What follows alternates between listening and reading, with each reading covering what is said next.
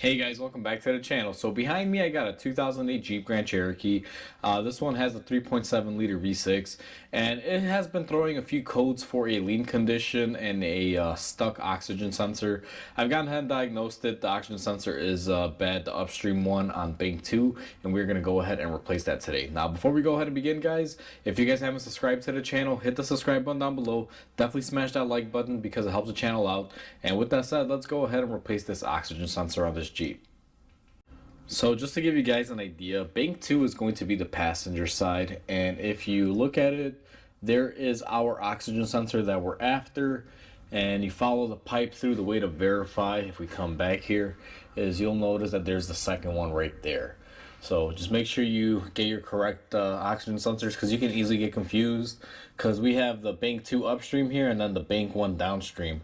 The one we're after is going to be the one that is on the manifold up there. It's the pipe coming off the passenger side. I'm going to try to get you guys into position here. I'm going to go ahead and do that, and I'll bring you guys right back in. So the first thing that I did on this truck is I went ahead and I let it run for a little bit. My exhaust is hot. The reason why I warmed them up is because you want to get a little bit of heat to that oxygen sensor. Now you have to be careful because you definitely don't want to burn yourself. So be mindful of this. But that's the way I like to remove these. Now the first thing that I'm going to do is go ahead and take my oxygen sensor socket, which is going to be this guy.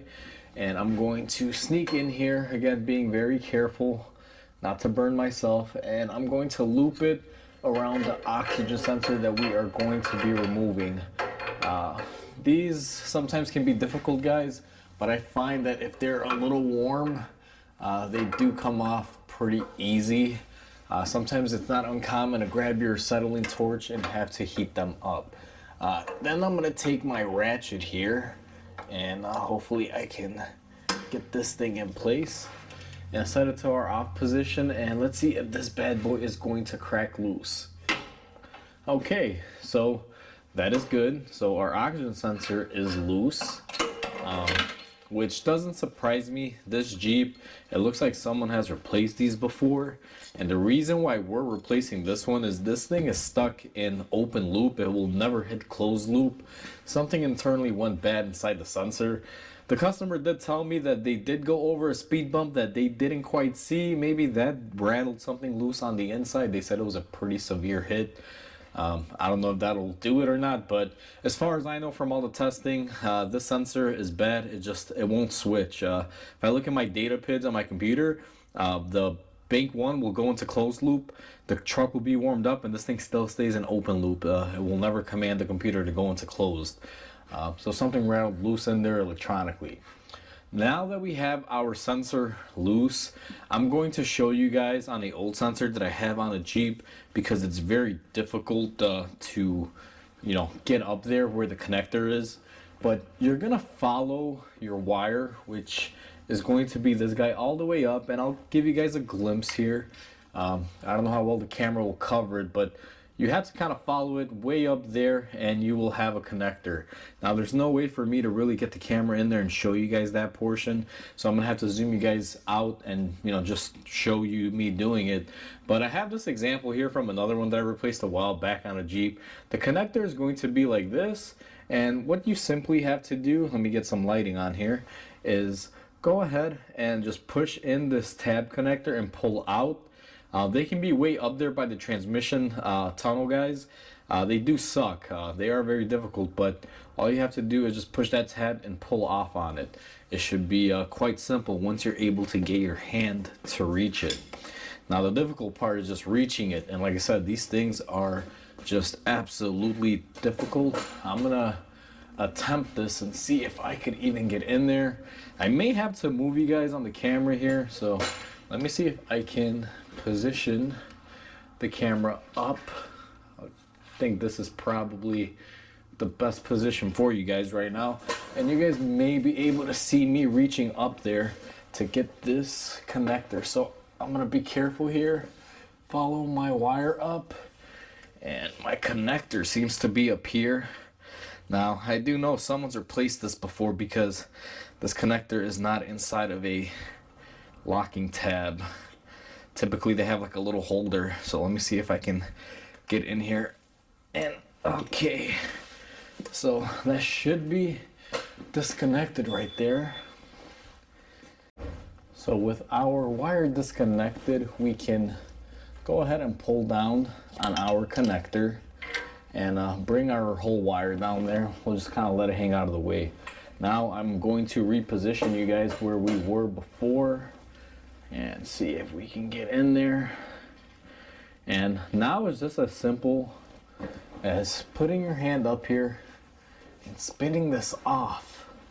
Now of course this one's being a little difficult. I'm gonna have to probably block the camera here really quick and get it out this way. So usually after a little bit they spin pretty easily. And let's see here, we almost got it off. I can feel it. There you go. And we have our sensor disconnected, and there it is in our hand. Now let's go to the bench and look at this a little closer. So we are at our bench, and this is the sensor we took off. You guys will notice it's really dark and sooty. What I'm going to do is go ahead and take my fingers here, and you guys can see all that stuff that was rubbing off.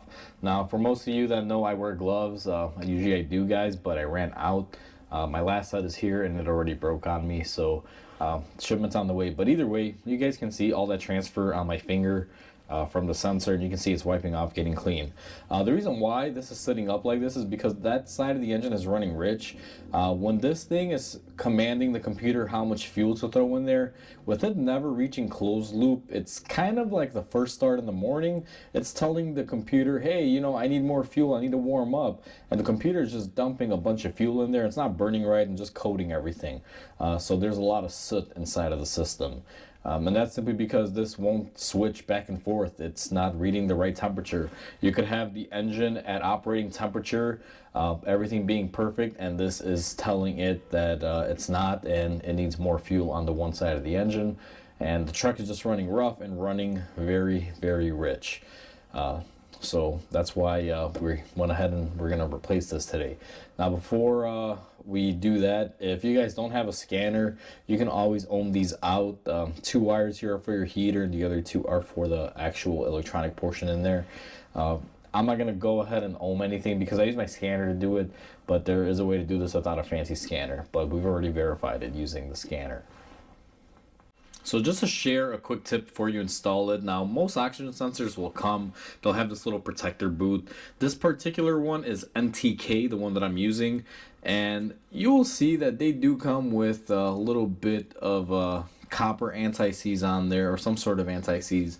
What I typically do, because I have a lot of these AntiSeize packets, guys, these normally come with Denso units, is I will put a little bit more on there. You're not looking to fill it up too much, but just go ahead and put another line of it on there.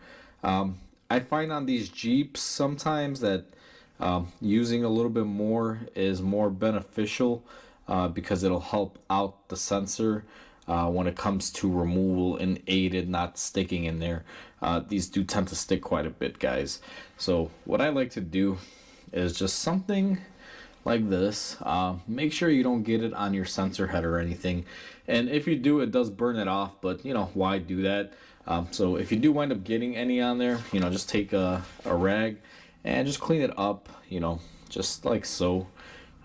Just clean up a little bit here, and now that we have our AntiSeize on there, we are ready to reinstall this on our Jeep. So let's go ahead and take this to the truck, guys. Got your AntiSeize ready, we're going to reinstall. To reinstall them, it's quite easy. What I'm going to do is reach up in here, and I got to block the camera here for a quick second, guys. I just got to lay it in there. Once you lay it in there, what you're going to want to do is just start threading it by hand. Be very careful not to cross thread these.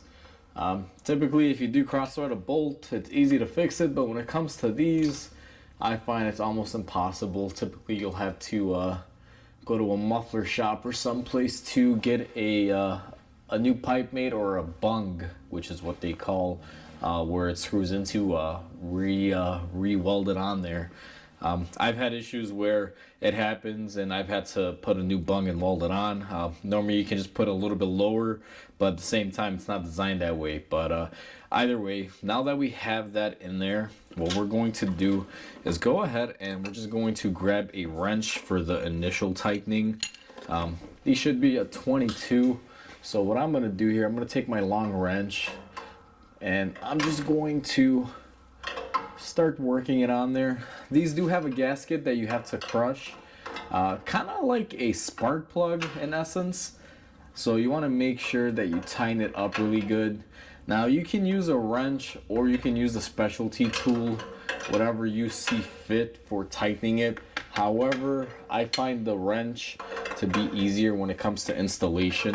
I use that specialty socket mainly when I remove them, because sometimes they could be frozen on there, and that tool gives you a lot of room to work with. So let's see here, we are coming up on almost tight. The angles aren't great using the wrench, but we'll make it work. So I think we're almost there. One more turn ought to do it.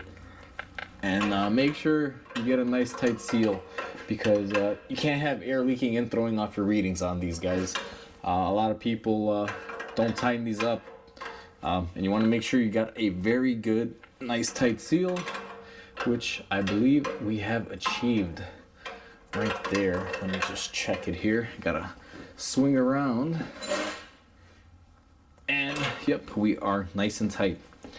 Now all we have to do is reinstall our connector, and obviously I have to put my hand through here. So what I'm gonna do is reposition the camera where I had you guys before. You're probably not gonna be able to see anything, but at least you'll kind of see me struggling for it, guys. So let me go ahead and get you guys set up, and let's re-plug in our sensor. So you're probably not gonna be able to see anything, but right now I'm grabbing my connector from my oxygen sensor, the new one, and I'm trying to just kind of put it in my palm and make my way up the transmission tunnel where we have our connector. This is where one-handedness comes in real handy, guys, if you guys are able to work with just like your fingers, because that's what I find you need to do on these. It's not that easy, but you know, it comes after a few years of working in the field. Now, I went ahead and I got it together, and we were able to snap it together. You guys probably heard it go click. And let me see if I can figure out where the little snapper goes. Now, this particular one, guys, it seems whoever was in there before, they broke the little tab. So what I'm going to do is just make sure that it's going to stay in place, lock it down so it doesn't make any noise, and I think we're going to be good right there. So what I'm going to do next is go ahead and lower the truck. Everything is installed, and we're going to check our readings on our scanner. So we are looking at our scanner, and just to verify that we have our vehicle fixed, if you guys look here, so I have my bank 1 sensor 1 and my bank 2 sensor 1, which is the one that we replaced, and it's basically giving a fuel feedback. Before, my 2-1 sensor would stay open. Now what Chrysler refers to as 2-1, because it can be confusing, it's basically saying bank 2 sensor 1. And you guys can see both of these are closed. Before, this was always an open loop, and it was running really, really rich. Now, the car is still inside my shop. I do have my exhaust tube hooked up to it, so we're not choking ourselves out inside the shop. And I will tell you, it's a big difference. I don't smell as much fuel. Before, you couldn't even really stick back here, even with the exhaust hose hooked up to it.